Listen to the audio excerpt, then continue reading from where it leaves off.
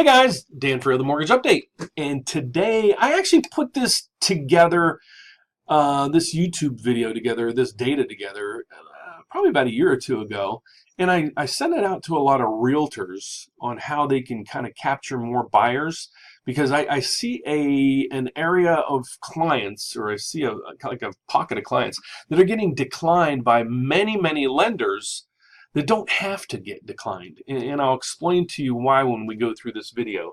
So again, this is, when I'm putting in here, sell more homes. Even if you're a home buyer, pay attention to this one, because I'm going over the FHA guidelines, the real FHA guidelines, maybe not the ones or the bank or lender that you might have called and got declined if you fit into these categories.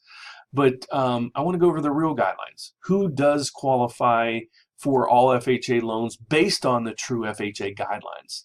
So again, if I hope you like this video, I hope you find it informative. If you do, please give me a thumbs up. Leave some comments in the comments below, good or bad, or even give me some ideas on some videos that you might want me to go a little thorough in regards to some areas of the mortgage business, or even if you have some questions, on certain things. I do a top 3 question video every once in a while when I get kind of repetitive questions. Also, don't forget to subscribe. Please subscribe. That helps me reach out to many more viewers because of those subscriptions. So thank you again for all of that. So let's go through the FHA guidelines, the real FHA guidelines. Okay, there is no, I'll say there is no real minimum credit score when it comes to FHA. That's probably one of the biggest misinformation there is out there, because a lot of people will call and say, I was just turned down by XYZ bank. I only have a 600 credit score, and they said the minimum FHA score is 620 or 640. So that's one area that we're going to cover. Another one is debt to income. It's DTI. We call it also the debt ratio. You might have been informed that you were declined because of your debt ratio. So what your debt ratio is, it's all the expenses on your credit report plus the mortgage payment. So if you're looking to buy a mortgage, you need to calculate that mortgage payment. You add up all of that, you divide it by your gross income, so the income before taxes and everything is taken out. That is your debt ratio. And many places will only go to a 45, maybe a 50% debt ratio, and we'll go over that in detail, what the true ratios are there. Collections, we're going to go over collections, how they affect you, how they don't affect you, what to do with them. And then if you had a prior bankruptcy or foreclosure, what the time duration is before you can act and do anything with an FHA loan. So let's get to it. So we're going to go through here, and I'm going to go through the different credit scores with you. All right. You can get an FHA loan down to a 500 credit score. And you might say, well, Dan, you said there is no true minimum credit score. Well, the banks, they put on guidelines. They have to put something in there. So I have some lenders, and I'm a mortgage broker in the Chicagoland area. I have some lenders that will go down to a 500 credit score.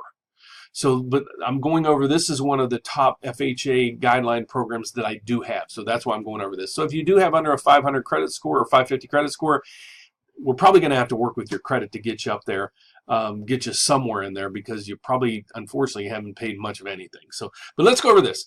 With a 550 credit score, you can get up to 90% what they call loan to value. That's the loan amount to the value of the home. So this means if you buy a $100,000 home, you can get $90,000 lent to you, meaning the difference is $10,000. So you need a $10,000 down payment. So that is 10%. So you can go up to 90%, what they call loan to value, on a 1 through 4 unit property. So you can buy a 3 or 4 unit property as well and get this program.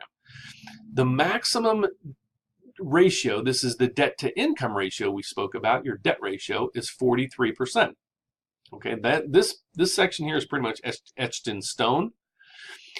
Once you get to a 580 credit score, you can qualify for the FHA program with 3.5% down payment.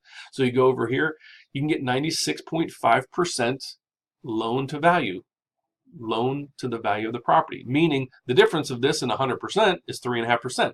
So that is your 3.5% down payment. Again, on a 1 through 4 unit building, you can buy a 4 flat. There are a lot of them in the Chicagoland area. You can buy a 4 flat with 3.5% down. Okay. With a 580 credit score up to a 620, you can only go to a 43. Oops, I apologize about that. You can only go to a 43% debt ratio. All right. That means, again, all the expenses on your credit plus your mortgage payment, what that's going to be divided by your gross income. Now, once you hit over 620, this is going to, you can still get a 3.5% down payment. Again, the difference between that and 100% is 3.5% on a 1 through 4 family property.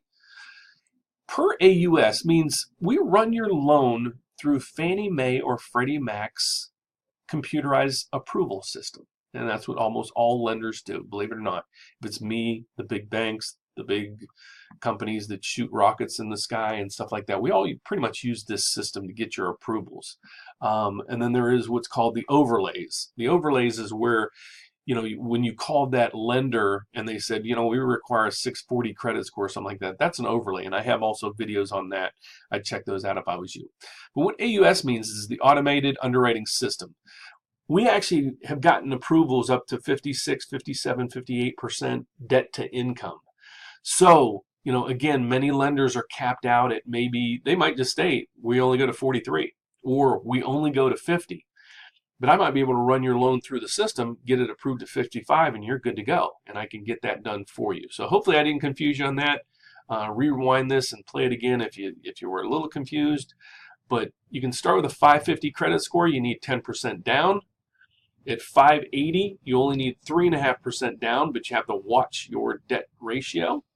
620 and above, it's pretty much open reins. You need 3.5% down, and as long as you get approved through the automated system, you are good to go.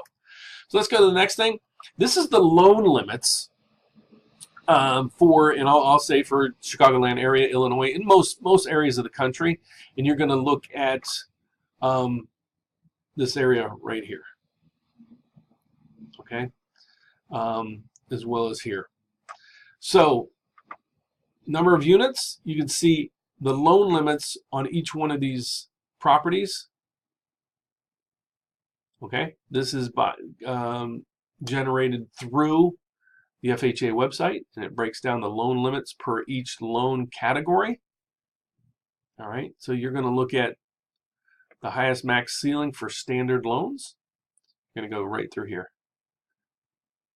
That's going to be the loan limits on your properties. So look at this area right through here. You want the standard loan amount. High balance is in areas such as California and stuff like that. So if you are in those states, you get the high balance. If not, you get the standard. Those are your loan limits right there. That's the max loan you can go on each area. Now let's go through this area. We're going to cover your credit, charge-offs, and some other things. Here's the benefit of going FHA. And a lot of times people say, I don't like FHA clients. I don't want them to buy my house or whatever. One thing is they just might have a lower credit score than norm because of, let's say, for example, you have 4 or 5 credit cards. However, your minimum credit card balance or high credit limit is, say, $200, and you owe $150. Your credit scores are going to stink. Many times what I tell people to do in that case is call that credit card company, get them to increase your line to 1,000. And now you owe 150 on 1,000. You're going to get an automatic bump in your credit score. We won't go over that right now, but you can also check out it's creditscoresandmore.com website, and you can check out my videos on that as well, going over that. But let's go over the bankruptcy. This is the bankruptcy section. You need to be out of bankruptcy 2 years. So 2 years and a day, you would qualify or hopefully qualify for an FHA loan. Consumer credit counseling, most of the time I don't really see this much anymore, but as long as you have consumer credit counseling, the credit reports used to really ding you on that and elaborate that you're in credit counseling or whatever.